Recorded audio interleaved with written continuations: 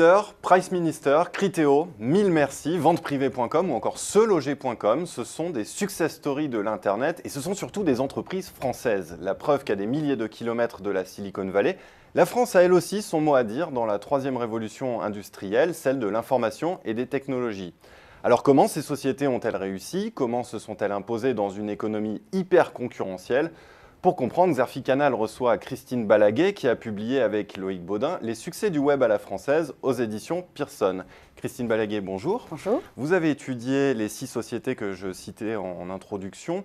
Quel point commun peut-on trouver à toutes leurs réussites? Parce qu'elles sont dans des cœurs de métiers assez différents. Deezer dans la musique, Mille Merci dans les solutions marketing. Alors quels sont les points communs de leur réussite? Alors le point commun, et c'est l'objet de cet ouvrage, c'est quand même qu'elles ont réussi à être performantes. Ce sont des vrais succès alors qu'on se trouve en France et que souvent on dit tout se passe dans la Silicon Valley, tout se passe à l'étranger.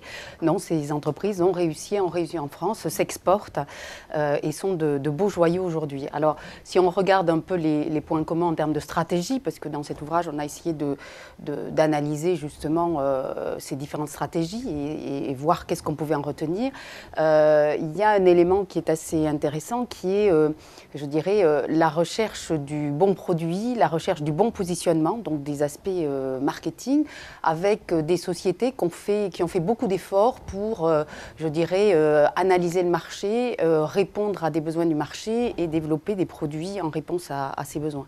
Et ça a duré longtemps, voilà, parfois pour certaines d'entre elles. Combien de temps à peu près? Quelles sont les erreurs aussi qu'elles ont pu commettre Alors, au départ? Ce qui est intéressant dans cet ouvrage, et ça nous a passionnés, donc cet ouvrage il a été fait à base d'entretien des fondateurs, et ce qui m'a particulièrement intéressé, c'est effectivement le fait que ces succès, ils ont été progressifs, c'est-à-dire ça ne s'est pas fait tout de suite. Hein.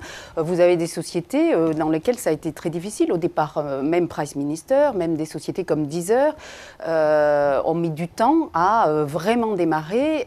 Des sociétés comme Criteo, aujourd'hui c'est l'un des plus beaux fleurons, Criteo, de l'Internet français, eh bien, a mis 3 ans à trouver un bon positionnement et on a vu après évidemment l'explosion.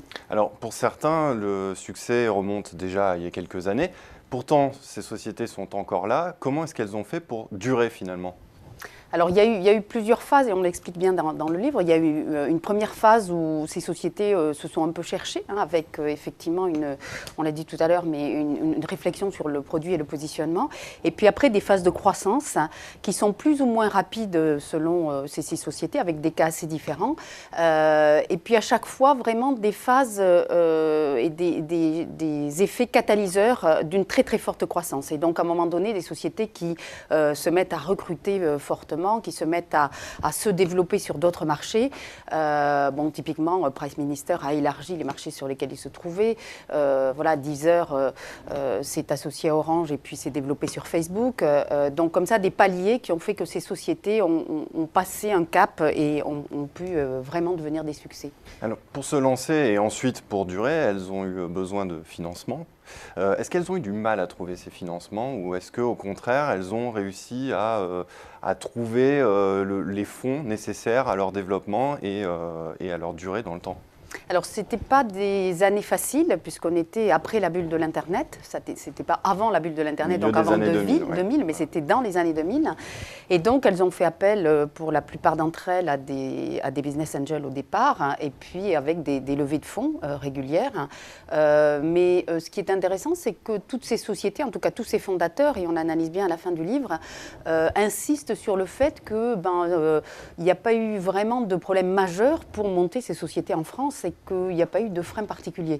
Et ce qu'elles mettent aussi en avant, c'est le fait que, en termes de recrutement, en particulier sur les aspects de recherche, pour trouver des ingénieurs, c'est bien en France qu'elles ont trouvé les bonnes personnes.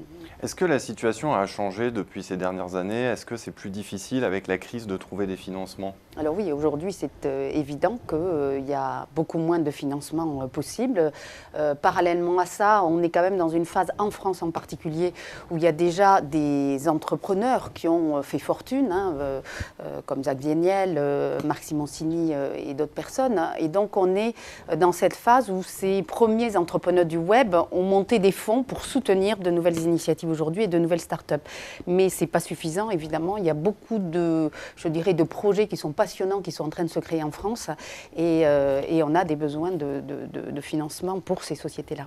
Alors, comment faire pour que dans les prochaines années, il y ait d'autres succès comme Criteo ou venteprivée.com? Est-ce que le cadre français, le cadre réglementaire français n'est pas un frein? On entend très souvent ça et d'ailleurs dans votre livre vous battez un peu en brèche cette idée. Alors il y a un premier point, c'est déjà au niveau du marché lui-même. C'est-à-dire la France, c'est un petit marché pour les entreprises et donc y compris celle du web. Donc très vite, il est nécessaire de se développer à l'international. Mais je dis très vite avec un petit bémol parce que dans les entreprises qu'on a analysées, finalement ce développement à l'international, il s'est fait assez tardivement. C'est-à-dire c'est plutôt des stratégies de pas à pas où on consolide des activités et on se développe peu à peu à l'international. Mais en tout cas, c'est une nécessité pour des raisons de petits marchés en France. Donc, ça, c'est le premier point. Et puis, pour le développement de ces sociétés, on voit bien dans cet ouvrage des fondateurs qui disent pour se développer, on a besoin d'une Europe unifiée. Et cette Europe unifiée, il faut qu'elle le soit sur des questions fiscales et il faut qu'elle le soit sur des questions de législation. Par exemple, dans les sociétés qu'on a étudiées, et c'est au cœur de l'Internet et du marketing sur Internet, il y a la question de données personnelles ou de données qu'on récupère et qu'on analyse à des fins marketing. Il est clair, les législations n'ont rien à voir d'un pays à l'autre et donc on peut se heurter à ces difficultés de législation différentes.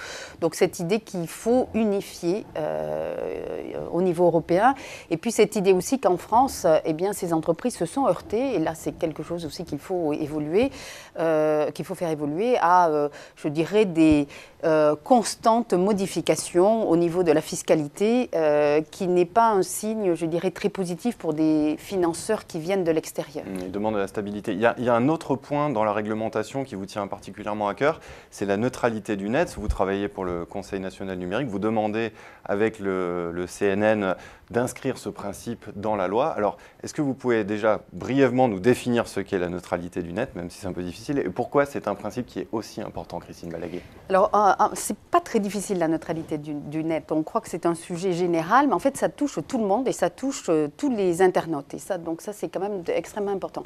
Qu'est-ce que c'est? C'est l'idée de l'égalité numérique, comme on peut avoir, par exemple, d'autres égalités. Donc, cette neutralité de l'Internet, ça veut dire quoi? Ça veut dire que dans toute la chaîne de l'accès à l'Internet, c'est-à-dire que ce soit au niveau des réseaux, que ce soit au niveau de services d'accès qui sont devenus incontournables, comme aujourd'hui des réseaux sociaux, des FAI ou des moteurs de recherche, eh bien, on doit avoir une neutralité et tout internaute doit pouvoir avoir accès à tout type de contenu sur tout type de device, sachant qu'aujourd'hui, un device, c'est soit un ordinateur, soit une tablette, soit un téléphone mobile. Et en particulier, se pose aujourd'hui la question de la neutralité sur le mobile, parce qu'on sait qu'il y a des situations de filtrage, des situations de ralentissement, des situations de blocage de contenu, qui fait que, eh bien, l'internaute aujourd'hui ne peut pas, dans certains cas, avoir accès à tout type d'informations. Alors, évidemment, dans un cadre légal de type d'information, c'est-à-dire pas tout ce qui concerne des contenus illégaux. Merci Christine Balaguer. Merci. Je rappelle votre livre « Les succès du web à la française » aux éditions Pearson. Merci d'être venue sur Xerfi Canal. Merci à vous.